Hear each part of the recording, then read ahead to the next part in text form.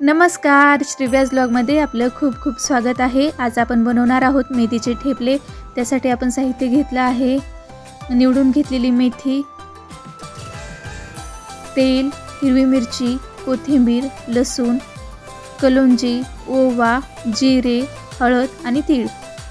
या वाटीने आपण 2 वाटी गव्हाचं पीठ घेतलं आहे। त्यामध्ये 2 चमचे बेसन पीठ ॲड करून घ्यायचं। इकडे आपण हिरवी मिरची, लसूण, जिरे, ओवा, कोथिंबीर आणि मीठ याचं पेस्ट बनवून घेणार आहोत।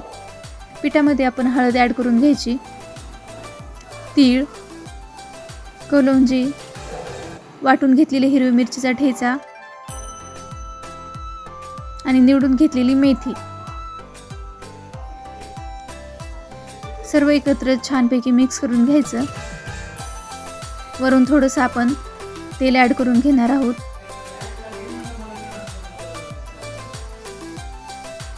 थोडं थोडं पाणी घालून पिठाचा घट्ट गोळा मळून घ्यायचा। वरती झाकण ठेवून 1-5 मिनिटे आपण कणिक भिजण्यासाठी ठेवणार आहोत।